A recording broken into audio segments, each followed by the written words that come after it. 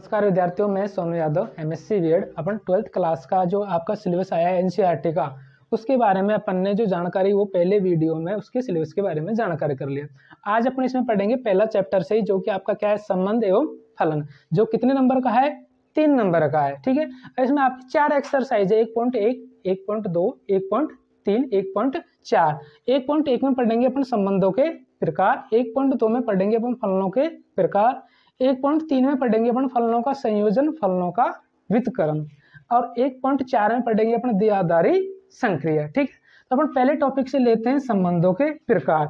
तो अपन देखते हैं संबंध क्या है, यानी पहले अपन सीखना क्या है विद्यार्थियों, संबंध। ठीक है, तो संबंध के बारे में अपन जानकारी करेंगे। ठीक है, तो जो आपका संबंध होता है वो R subset of A cross B का, यानी जो आर में जो अवयव होंगे वो किसके होंगे, ए क्रॉस बी के अवयव होंगे, यानी ए क्रॉस बी के ही जो अवयव किसमें आएंगे, आर, यानी जो आर आपको समझते हो किसका है, ए क्रॉस बी का। ठीक है, देखो कैसे है, अब ए क्रॉस बी ये क्या है, कैसे इसमें अवयव आएंगे उसको अपन देखते हैं, संबंध कैसे बनाते हैं। ठीक है, वो देखिए। देखो अपने पास में अवयव, अपने पास में 2 समुच्चय लेता हूं मैं, एक समुच्चय लिया मैंने ए, एक समुच्चय लिया मैंने बी। ठीक है विद्यार्थियों, अब इसमें समुच्चय मैंने अवयव ले लिए 1 2 3 4 5 6। ठीक है, यानी इस समुच्चय मैंने ए लिया, इसमें कितने अवयव लिए विद्यार्थियों, मैंने 3। समुच्चय बी लिया, इसमें कितने अवयव लिए मैंने 3, 4 5 6। ठीक है, तो अपन पहले निकाल रहे हैं ए क्रॉस बी का, यानी कार्तीय गुणनफल। ठीक है, तो ए क्रॉस बी का कार्तीय गुणनफल अपन कैसे निकालते हैं वो देखो। इस पहला अवयव का संबंध किससे होगा, 4 से। इस पहला यानी 1 का संबंध किससे होगा, 5 से। 1 का संबंध किससे होगा, 6 से। उसके बाद में 2 का संबंध किससे होगा, 4 से। उसके बाद में 3 का संबंध किससे होगा, 2 का संबंध किससे होगा, 5 से। 2 का संबंध किससे होगा, 6 से। अब इसी प्रकार किससे लेते हैं अपन, 3 से। तो 3 का संबंध होगा किससे, 4 से। 3 का संबंध किससे होगा, 5 से। 3 का संबंध किससे होगा, 6 से। ये किसमें आ गए, ए क्रॉस ए में क्या, ए क्रॉस बी में क्या आ गए, अवयव आ गए। ठीक है, ये अब इसी के आधार पर संबंध कैसे बनाएंगे, अपना मेन उद्देश्य क्या है, संबंध कैसे बनाते हैं, यानी ए क्रॉस बी का कार्तीय गुणनफल देख लिया अपन कैसे बनाते हैं। कैसे बनाते हैं ए क्रॉस बी का दोबारा से बता देता हूं मैं आपको। यानी इस पहले अवयव का संबंध समुच्चय बी के किस प्रकार हुआ, ए का संबंध किससे हुआ, 4 से। 1 का संबंध 5 से। 1 का संबंध 6 से। उसी प्रकार अपन अवयव 2 लिया, तो 2 का संबंध किससे, 4 से। 2 का संबंध किससे, 5 से। 2 का संबंध किससे, 6 से। इसी प्रकार अपन ने 3 लिया, 3 का संबंध 4 से। 3 का संबंध 5 से। 3 का संबंध 6 से। ठीक है, अब देखते हैं अपन, यानी संबंध बनाते हैं, यानी अपन संबंध बना रहे किससे, समुच्चय ए से बी पर अपन क्या बना रहे, संबंध, यानी आप आर संबंध बना रहे हैं। ठीक है, तो आर संबंध में बना रहा हूं आपको कैसे, यानी एक्स वाई सच दैट, यानी y बराबर आपका हो गया x + 1। ठीक है, 4, x belongs to a, y belongs to b, यानी आपने समुच्चय ए से बी पर एक क्या बनाना, क्या सीख रहे हैं अपन, संबंध, यानी संबंध कैसे बनाते हैं। ठीक है, तो अब जो मैंने ये संबंध लिखा है, कौन सी विधि में लिखा है, सेट बिल्डर फॉर्मूला, यानी समुच्चय निर्माण। आपने 1 मिनट, आपने ये संबंध की 2 विधियां पढ़ी होंगी 11th क्लास में। कौन कौन सी विधि, एक तो पढ़ी होगी आपने रोस्टर विधि। कौन सी विधि, रोस्टर विधि, यानी रोस्टर फॉर्म। कौन सी विधि पढ़ी होगी, पहला रोस्टर फॉर्म। दूसरी पढ़ी होगी आपने कौन सी, सेट बिल्डर फॉर्म। कौन सी, सेट बिल्डर फॉर्म।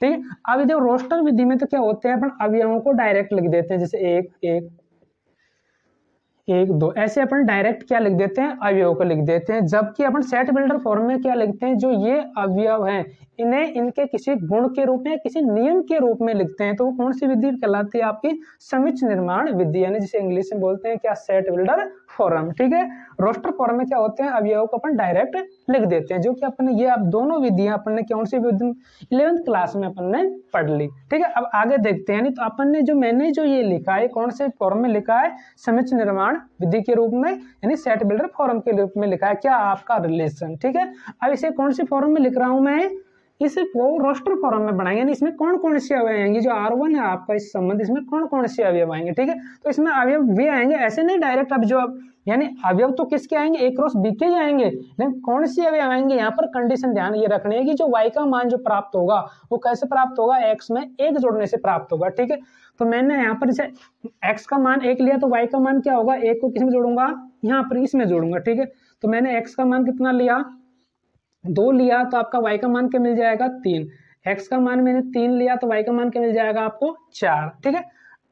अब इसमें 4 आगे लास्ट 3 का संबंध किससे है, 3 में 1 जोड़ूं कितना आ जाएगा 4, ठीक। लेकिन अब आप देखिए क्या आपका यहाँ पर जो 2 है, यानी ये मैंने आपको बताया जो पहला अवयव किसका होगा, समुच्चय ए का, दूसरा अवयव किसका होगा, समुच्चय बी का। तो आप यहाँ पर सीखने वाली बात ये क्या सर, जो ये अवयव मैंने आर के अंदर लिया है तो आपको देखना है कि जो पहला सेट है वो जो पहला अवयव वो किसके अंदर होना चाहिए, ए के अंदर, ठीक है। और जो दूसरा अवयव है वो किसके अंदर होना चाहिए, बी के अंदर। यदि वो यहाँ पर समुच्चय के अंदर है तो ही वो अवयव किसके अंदर आएगा, आर के अंदर, अन्यथा नहीं आएगा। तो अब आपका सवाल होगा सर इसमें 2 तो आई नहीं समुच्चय बी में, तो क्या इसमें जो ये आपने जो अवयव लिखा है क्या ये आर में आएगा, बिल्कुल नहीं आएगा। क्यों, क्योंकि मैंने आपको बताया कि जो आपका ये अवयव है इसको बोलते हैं देखो कृमित युग्म, जो ये कोष्टक के रूप में लिखने ये लिख रहे हैं कृमित युग्म। यानी कृमित युग्म क्या होता है, यानी समुच्चयों को लिखने का एक व्यवस्थित यानी एक क्रम होता है, ठीक है, जिसमें कुछ नियम से जुड़े हुए होते हैं, यानी 3 और 4, ठीक है। तो जिसमें जो पहला अवयव होता है वो किस समुच्चय ए का होता है, दूसरा अवयव समुच्चय बी का होता है। तो अब आपने जैसे यहाँ पर मैंने एक तरह से आपको समझाया कि जो यहाँ पर जैसे मैंने x का मान लिया तो y का मान 2 मिला, x का मान मैंने 2 लिया तो y का मान 3 मिला, x का मान मैंने 3 लिया तो y का मान मैंने आपको क्या मिला, 4 मिला। अब आपको देखना ये भी है इसमें कि जो आपने यहाँ पर x का मान रखा, जो आपको y का मान मिला है, क्या ये y का मान समुच्चय b में है, यानी जो y का में जो मान आए हैं क्या वो समुच्चय b में है, वो देखना है। क्यों, क्योंकि जो आपका y है वो किसमें, यानी जो y है वो किसके अवयव होते हैं, समुच्चय b के। तो जो आपने यहाँ पर x का मान यहाँ पर रखा, उसके बाद में जब आपका ये y का मान आया तो यदि वो समुच्चय b में नहीं है तो इसका मतलब जो वे r के अंदर जो अवयव होंगे वो किसमें नहीं होंगे, संबंध r में नहीं होंगे। तो यानी मेरा कहने का अर्थ ये हुआ कि जो आपका ये अवयव मैंने लिखा है वो संबंध R1 में नहीं आएगा। अब चलो इस पर ट्राई करते हैं अपन ये। अब मैंने यहाँ पर x का मान 2 रखा, y का मान आपको कितना मिला, 3 मिला। तो क्या अब आपको ये देखना है कि यहाँ पर ये शुरू का ये x का अवयव हो गया, तो x में तो 2 है, लेकिन अब देखना है क्या ये 3 इस b के अंदर है, बिल्कुल नहीं है सर। तो अब आपका सवाल होगा क्या सर इसको जो आपका अवयव लिखा है आपने, तो क्या हम इसको R में लिख सकते हैं, बिल्कुल नहीं लिख सकते हैं, क्योंकि R में तो सिर्फ वे अवयव आएंगे जिसमें पहला अवयव x का होगा, और जो पहला अवयव जो x होगा वो a का होगा, दूसरा अवयव जो है वो किसका होगा, समुच्चय b का। वे ही किस में आएंगे, संबंध R में आएंगे। अब इसको ट्राई करते हैं। यहाँ पर मैंने समुच्चय a में से x का मान 3 लिया तो आपको y का मान कितना मिला, यहाँ पर 4 मिला, ठीक है। तो अब आपका सवाल होगा सर ये 3 तो आपको समुच्चय a में मिल रहा है, ये 4 देखो अब इसमें समुच्चय b में मिल रहा है, बिल्कुल मिल रहा है। तो इसका मतलब ये जो आपका अवयव है वो किस में आएगा, संबंध R में आएगा, ठीक है ना।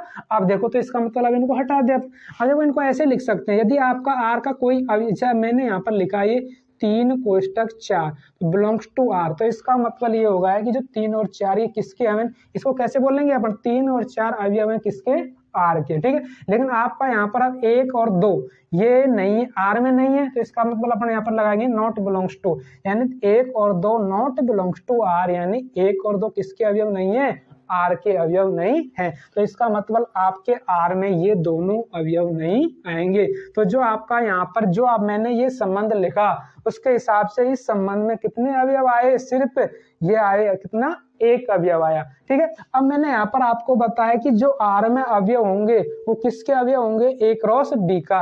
यानी मैंने आपको यहाँ पर बताया कि R उप समुच्चय किसका, A क्रॉस B का। तो इसका मतलब जो R में जो भी अवयव आएंगे वो सब किसके होंगे, A क्रॉस B का। तो आपको ये भी देखना है कि जो यहाँ पर ये अवयव लिखो क्या ये इसमें आपका A क्रॉस B में आ रहे हैं। देखो 3 और 4 अपन ने लिखा, तो 3 और 4 आपके A क्रॉस B में आ रहा है ना, तो इसका मतलब जो यह R है ये किसका उप समुच्चय हो गया, A क्रॉस B का उप समुच्चय हो गया, क्या ये आपका R, ठीक है। तो आपको ये शायद आप थोड़ा समझ में आया होगा कि ये क्या सिस्टम है, समझ में आएगा ना, यानी R उप समुच्चय A क्रॉस B का। उप समुच्चय का मतलब ये होता है, उप समुच्चय आपने 11th क्लास से पहले चैप्टर में पढ़े। उप समुच्चय का मतलब होता है आपके पास में 2 सेट होते हैं, तो आपने जैसे सेट आपने ये आपका A क्रॉस B का यानी एक सेट समुच्चय होता है, ठीक है, और R भी आपका एक तरह से समुच्चय होता है, ठीक है।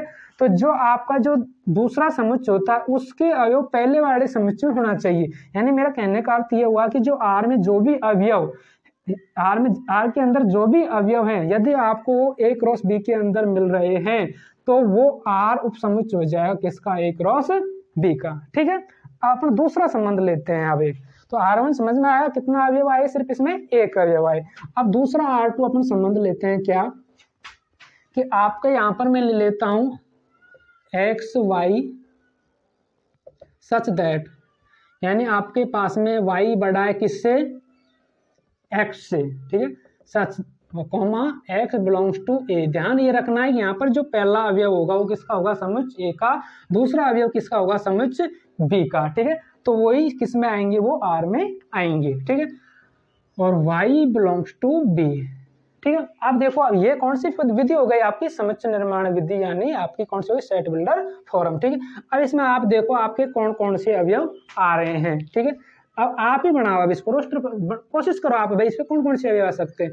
देखो इसमें अवयव आएंगे कौन सा, 1 और 4। 1 और 4 देखो अब इसमें आना चाहिए नहीं आना चाहिए, y बड़ा है किससे, x से, बिल्कुल बड़ा है। ठीक है, अब इसमें देखो आप 1 5, देखो ये भी है, y बड़ा है किससे, 1 से। ठीक है, उसके बाद में 1 6। ठीक है, ये हो गया। उसके बाद में ले रहा हूं कितना, 2 4 2 5 2 6। उसके बाद में 3, ये भी आ जाएगा, 3 4 3 5 3 6। ठीक है विद्यार्थी, यानी इसमें यानी जो आपका ये सेट बिल्डर फॉर्म है, इसको किस में रूप में लिख दिया मैंने, रोस्टर फॉर्म में लिख दिया है। ठीक है, तो इसमें सभी अभी देखो यहाँ पर प्रत्येक जो y का मान है वो देखना है क्या x से सबसे बड़ा है, x में जो मान लिया है अपन ने वो बिल्कुल बड़ा है। तो इसमें जो आपके सभी यानी a क्रॉस b के जितने भी अवयव सब किस में आ जाएगा, R में आ जाएगा। ठीक है,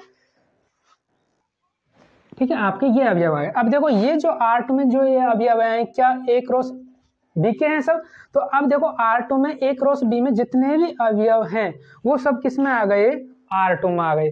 तो जब R2 के अंदर आपके पास में a क्रॉस b के सभी अवयव आ जाते हैं, यानी अब इसमें a क्रॉस b का कोई भी अवयव नहीं बचा है, तो इस प्रकार के संबंध को बोलते हैं अपन कौन सा संबंध, सार्वत्रिक संबंध, यानी इंग्लिश में बोलते हैं इसे यूनिवर्सल रिलेशन। यानी कौन सा संबंध हो गया आपका, ये हो गया आपका यूनिवर्सल रिलेशन।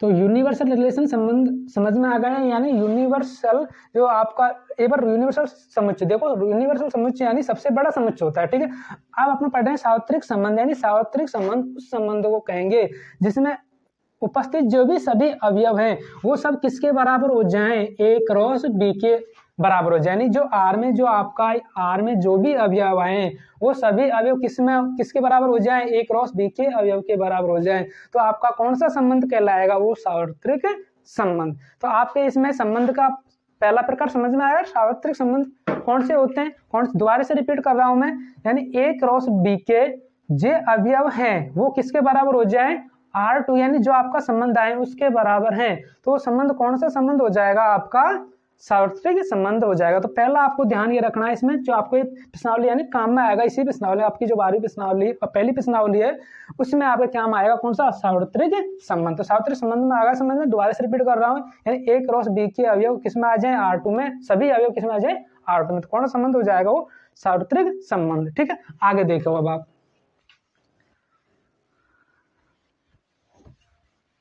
आप देखते हैं अलग अलग संबंध। देखो दो संबंध आपने समझ लिए कैसे बनाते हैं, तीसरा संबंध और देखो, आपने एक तरह से आप पहले संबंध बनाना आना चाहिए, यानी आपको समुच्चय दिए हुए हैं तो संबंध बनाते कैसे हैं वो आना चाहिए आप पर। ठीक है, मैं एक संबंध और बना देता हूं आपको, देखो R3 मैंने लिया एक्स वाई सच दैट, यानी x बड़ा है किससे, y से, और x अवयव होगा समुच्चय a का, y अवयव होगा समुच्चय b का।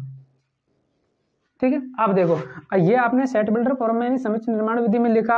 अब जो आपका R3 है इसको रोस्टर फॉर्म में, इसमें कौन कौन से अवयव होंगे वो देखना है आपको। देखो यानी आपको वो अवयव लेना है समुच्चय A और B में से जिसमें x तो बड़ा होना चाहिए किससे, y से। अब देखो x आपका समुच्चय A का है और y आपका समुच्चय B का है। ठीक है, अब देखो यहाँ में जो समुच्चय A में जितने भी अवयव हैं क्या ये y से बड़े हैं, बिल्कुल नहीं है। तो मतलब आपने सर इसमें तो कोई ऐसा कोई अवयव ही नहीं है, यानी x के अंदर ऐसा कोई अवयव ही नहीं है जो कि इस y वाले जो अवयव है उनसे बड़ा हो। तो इसका मतलब इसमें कोई संख्या पहले ही लिया 1 और 4, तो क्या इसमें ये आएगा? बिल्कुल नहीं आएगा, क्योंकि सर अपन को जो ये x लिया है वो किससे बड़ा होना चाहिए, तो क्या 4 से बड़ा है? नहीं है, तो इसका मतलब ये भी नहीं आएगा। तो ये लेंगे 1 5, तो इसमें भी आपका x का मान छोटा हो जाएगा। 2 4 लेंगे, 2 भी 4 से छोटा हो जाएगा। फिर 3 का ट्राई करते, 3 ये लेंगे, तो ये भी इन सभी से क्या है? छोटा। तो इसका मतलब R3 में कोई अवयव आएगा आपका? तो इसमें आपके कोई भी अवयव नहीं आएगा। तो इसका मतलब आपने इसमें क्या सीखा? यदि जब R3 में कोई भी अवयव नहीं हो तो उसमें आपके कोई भी अवयव नहीं हो तो उसको किससे दर्शाते हैं? अपने फाई से। तो जब कोई भी संबंध में कोई भी अवयव नहीं हो तो उस प्रकार के संबंध को अपन कहते हैं कौन सा? रिक्त संबंध कहते हैं। कौन सा संबंध कहते हैं? रिक्त संबंध, यानी एम्प्टी रिलेशन। तो आपने संबंध के 2 प्रकार समझ में आ गए, सार्वत्रिक यानी यूनिवर्सल रिलेशन क्या होता है और रिक्त संबंध यानी एम्प्टी रिलेशन क्या होता है। ये आपका क्या हो गया?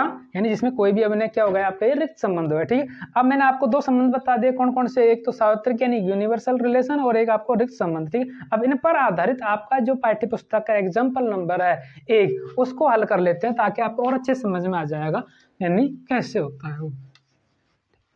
देखो आपका एग्जाम्पल नंबर पहला, किताब में देख लेंगे आप सभी एग्जाम्पल नंबर पहला क्या है। ठीक है, तो एग्जाम्पल नंबर आपका पहला है, उसमें आपको एक सेट दिया हुआ है, समुच्चय ए दिया हुआ है।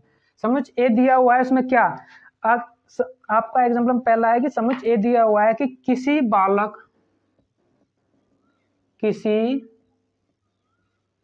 बालकों के स्कूल में, किसी बालकों के स्कूल के सभी विद्यार्थियों का समुच्चय, स्कूल के सभी विद्यार्थियों का समुच्चय है। यानी मेरा कहने का अर्थ, आप समुच्चय में कौन से आएंगे? यानी समुच्चय में वे आएंगे यानी किसी बालकों के स्कूल के सभी विद्यार्थियों का समुच्चय, यानी आपके जो विद्यालय उसमें सिर्फ लड़कों का जो संग्रह है वो किस में आ जाएगा? समुच्चय ए में आ जाएगा। और इस पर आधारित आपको एक रिलेशन दिया हुआ है, क्या? वो देखिए आप, इसमें आपको रिलेशन दिया है कि A B such that A comma B की क्या है? बहन है। क्या है? बहन है। ठीक, ये आपका इस पर आधारित। ठीक है, अभी आपका पहला संबंध हो गया कि ए बी की बहन है, ये आपका पहला संबंध हो गया। और इसमें आप दूसरा देखो, दूसरा संबंध दिया हुआ है आपको क्या? दूसरा संबंध आपको आर डैश दिया हुआ है। दूसरा संबंध आपको थोड़ा सा नीचे लिख लेते हैं इसको। दूसरा संबंध आपको क्या दिया हुआ है? इसमें आर डैश दिया हुआ है। देखो आर डैश आपको दिया उसमें क्या? ए बी सच दैट आपको दिया है ए तथा बी की ऊंचाइयों का अंतर कितना है? 3 मीटर से क्या है? 3 मीटर से कम है। ठीक है, तो ये आपको एक समुच्चय दिया हुआ है, इस समुच्चय पर आधारित आपको 2 रिलेशन दिए हुए हैं। अब आपको इसमें दिखाना है कि ये जो आपका आर है वो रिक्त संबंध है, ये आपका कौन सा है? सार्वत्रिक संबंध है। ठीक है, तो आप देखते हैं इसको रोस्टर फॉर्म के रूप में लिखने की कोशिश कर रहे हैं। तो देखो इसको ध्यान से समझो आप, यानी आर में कौन कौन से अवयव आएंगे, यानी कौन कौन से जो लड़का लड़कियों का जो संग्रह है वो किसके अंदर आएगा? आर के अंदर अपन को वो देखना है। ठीक है, तो आर में देखो, आपके आर में देखो क्या आएंगे। देखो आर में जो ए है वो भी लड़का होगा, बी है वो भी लड़का होगा। क्यों? क्योंकि सर आपने देखा है सर जो आपको समुच्चय दिया है उसमें सिर्फ क्या क्या है? लड़के हैं। ठीक है, क्या है? लड़के, यानी जो आपका जो संबंध दिया है ये आपका संबंध ए से ए पर है। ध्यान रखना, कभी आपको समझ में सर यहाँ पर तो ए, ये दूसरा संबंध तो है ही नहीं, यानी इसमें जो ये संबंध है वो किस है? ए से ए पर है। ठीक है, तो जो आपका बी जो समुच्चय है यहाँ पर वो बी की जगह कौन काम कर रहा है? यहाँ पर ए ही काम कर रहा है। ठीक है, तो इसलिए यहाँ जो ए जो अवयव है वो भी किसका होगा? ए का होगा, और जो बी अवयव है वो भी किसका होगा? ए का होगा। ठीक है, तो यहाँ पर एक्स और वाई दोनों की जगह क्या आएगा? आपका लड़का आएगा। जबकि इसमें क्या कह रहा है? अब बी की बहन क्या है? यानी जो ए है वो किसकी बहन है? बी की। तो यानी इसके हिसाब से तो यहाँ पर क्या आनी चाहिए? ए की जगह लड़की आनी चाहिए। तो क्या लड़की आपके इस समुच्चय में है? बिल्कुल नहीं है। तो इसका मतलब इस समुच्चय में कोई भी अवयव नहीं आएगा। तो कोई भी नहीं अवयव नहीं आएगा, उसे किससे दर्शाएंगे अपन? फाई से। जब इस जो आपका ये संबंध है इसमें कोई अवयव आएगा ही नहीं, तो ये कौन सा हो जाएगा? आपका रिक्त संबंध हो जाएगा। कौन सा संबंध हो जाएगा? रिक्त संबंध हो जाएगा। ठीक है, तो ध्यान ये रखना इसमें थोड़ा सा, आगे जो आर का जो संबंध है वो ए से ए पर ही है। ठीक है, यानी यहाँ पर जो बी समुच्चय की जगह कौन काम कर रहा है? सिर्फ ए ही काम कर रहा है। ठीक है, अब अपन दूसरा देख लेते हैं, दूसरा संबंध। ठीक है, अब दूसरा संबंध में कौन कौन से अवयव आएंगे वो देखने हैं अपन को। ठीक है, अपन को देखना है कि अपन दो लड़के लेना है, एक तो ए लेना है, एक आपको बी लेने हैं। ठीक है, तो एक कोई भी लड़का यानी दो लड़के हैं, जो दोनों लड़कों की जो अंतर है ऊंचाइयों का, यानी ए और बी दो लड़के ले लिए। अब उन दोनों जो लड़कों की जो ऊंचाई है उनका अंतर क्या होना चाहिए? 3 मीटर से हमेशा क्या होना चाहिए? कम होना चाहिए। ठीक है, तो यानी इनका जो ये अंतर है वो कितना? ठीक, देखो यहाँ पर ए और बी दो लड़के हैं, तो इन दोनों लड़कों की जो ऊंचाई है उनका जो ये अंतर है वो कितना होना चाहिए? 3 मीटर से क्या होना चाहिए? कम होना चाहिए। ठीक है, तो आप दैनिक जीवन में भी देखते हैं, कोई भी छोटा से छोटा लड़का ले लो, कुछ तो उसकी हाइट होगी जैसे 1-2, कुछ तो होगी यानी 0.2 मीटर, कुछ भी यानी अपन ले लेते हैं बी, यानी कोई ये आपके 3 मीटर, तो शायद ही विश्व में कोई ऐसा आदमी हो जिसकी ऊंचाई 3 मीटर हो। ठीक है, तो अब इन दोनों के यानी यहाँ पर ए लेंगे, यहाँ पर बी लेंगे, इसे अधिकतम मान लो, अधिकतम भी यदि किसी की अधिक ज्यादा से ज्यादा यदि हाइट है तो वो 2.5 मीटर के सम, ज्यादा से ज्यादा। ठीक है, तो अपन यहाँ पर कोई भी छोटा से छोटा कोई भी व्यक्ति ले, उसकी हाइट मान लो कुछ तो होगी, जैसे 1.2 इतना सा भी होगा, और कोई इतना बड़ा भी है, तो उन दोनों का जब अपन अंतर करेंगे तो अंतर तो उन दोनों इससे 3 से तो कम ही आएगा। ठीक है, जैसे मान ले अपन जैसे यहाँ पर अपन 1 मीटर ले, यहाँ पर अपन 2 मीटर ले, तो इन दोनों का अंतर करें तो 2 - 1 बराबर आया क्या? 1। तो इसका मतलब यहाँ पर जो इन दोनों का जो अंतर करेंगे अपन, तो वो मेरा कहने का जो अंतर है वो हमेशा किससे कम आएगा? 3 से कम आएगा। तो इसका मतलब आपका कहने का अर्थ ये हो गया कि सारे यहाँ में तो जो भी सभी हैं वो सभी आ जाएंगे, क्योंकि ऐसे दो व्यक्ति जितने भी अपन छात्र लेंगे और उन छात्रों की ऊंचाइयों का अंतर करेंगे तो उसमें तो ये सभी अवयव आ जाएंगे, क्योंकि सभी जो लड़के हैं उनकी ऊंचाई को अंतर 3 से तो कम होगा ही होगा। तो इसमें क्या आ जाएंगे? आपके सभी संबंध आ जाएंगे, जितने भी आपके बनेंगे, जितने भी आपके अवयव बनेंगे वो सब किसके अंदर आ जाएंगे? आर के अंदर आ जाएंगे। तो उस आर को जब सभी अवयव आ जाएंगे तो उस आर जो आर डैश संबंध है उसको कौन से संबंध कहेंगे अपन? सार्वत्रिक संबंध। ठीक है, तो आपके समझ में आ गया पहला एग्जाम्पल। ठीक है, आप देख लेते हैं। अब मैंने आपको इसमें ये थोड़ा सा नहीं बताया, इसको और देख लो, यानी कोई भी संबंध स्वयं से स्वयं पर कैसे होता है। ठीक है, अब इधर देखो, आप जैसे मान लें ये आपका ए अवयव हो गया और ये आपका बी सेट होगा, यानी मैं आर जो संबंध ले रहा हूँ ए से ए पर ले रहा हूँ। ठीक है, तो इसमें 1 2 3, इसमें भी अपन ले लेते हैं 1 2 3, यानी ये दोनों समुच्चय क्या होंगे? सेम होंगे, यानी अपन जो आर संबंध ले रहे हैं वो कैसे ले रहे हैं? ए से ए पर ले रहे हैं। ठीक है, तो जैसे मैं आपका एक संबंध बना देता हूँ, क्या यानी यहाँ पर इसको लिखने का तरीका ये भी होता है, देखो संबंध कैसे, यानी आर किससे है? ए से ए पर है। ठीक है, या फिर ऐसे लिख दो आर रिलेशन टू ए, ऐसे भी लिख सकते हैं। यानी ये संबंध को लिखने का तरीका होता है, यानी R such that A extend to A. ठीक है, या ऐसे लिख दो आर रिलेशन ए, यानी आर का संबंध किससे?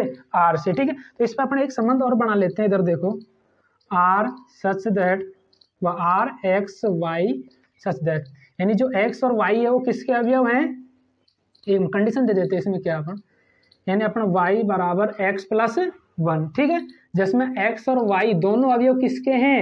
ए के हैं, यानी अपन बना रहे हैं आर जो संबंध बना रहे हैं किस पर बना रहे हैं? ए से ए पर बना रहे हैं। ठीक है, क्योंकि आपको एग्जाम समझने में थोड़ा सा परेशान नहीं होगी, ए से ए पर संबंध कैसे बनेंगे, यहाँ पर सिर्फ एक ही समुच्चय बना रहा है और संबंध आपने कैसे बना दिया। ठीक है, तो यानी कोई भी संबंध स्वयं से, यानी खुद के उससे समुच्चय से बन सकता है, यानी स्वयं से भी अपन संबंध बना सकते हैं। ठीक है, अब देखो मैं यहाँ पर क्या बनाया, ये ए से ए पर एक संबंध लिख दिया मैंने, एक्स वाई, वाई बराबर x plus 1, x y belongs to A. ठीक है, अब देखते हैं अपन आगे। अब इसको रोस्टर फॉर्म में लिख देता हूँ आपको। देखो इसमें कौन कौन से अवयव आएंगे। यहाँ पर मैंने एक्स का मान 1 लिया तो वाई का मान कितना मिलेगा? 2। यहाँ पर मैंने एक्स का मान कितना लिया? 2, तो आपको एक्स का मान कितना मिलेगा? 3। यहाँ पर मैंने एक्स का मान 3 लिया तो वाई का मान कितना मिलेगा? आपको 4 मिलेगा। ठीक है, ठीक है, मैंने x का मान यहाँ से 3 लिया तो y का मान आपको यहाँ पर क्या मिल गया 4।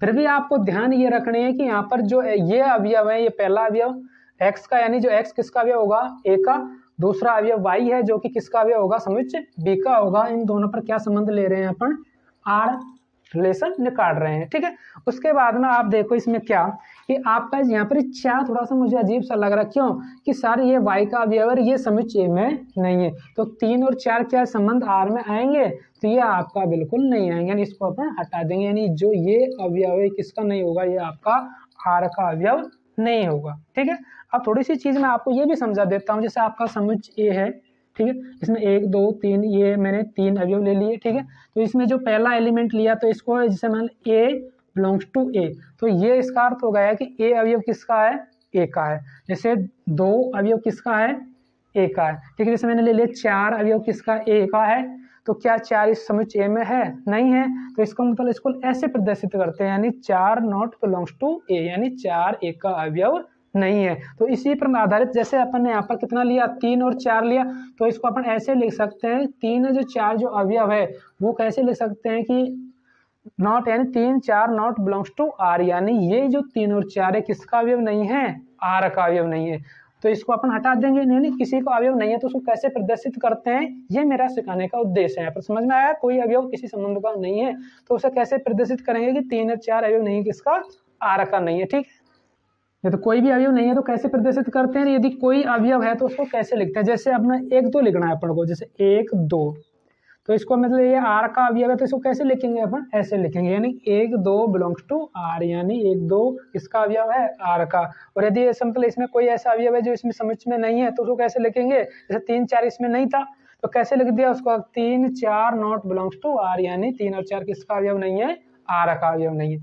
तो ये मैंने जो अभी आज आपको इस वीडियो में बताया, ये आपको बताया कि रिलेशन बनाते कैसे हैं, रिलेशन होता क्या है। ठीक है, तो बाकी जो आपका नेक्स्ट वीडियो उसमें अपन देखेंगे संबंधों के, आपकी जो प्रश्नावली स्टार्ट हो जाएगी अब संबंधों के प्रकार, नेक्स्ट वीडियो में अपन पढ़ेंगे संबंधों के प्रकार। Thank you.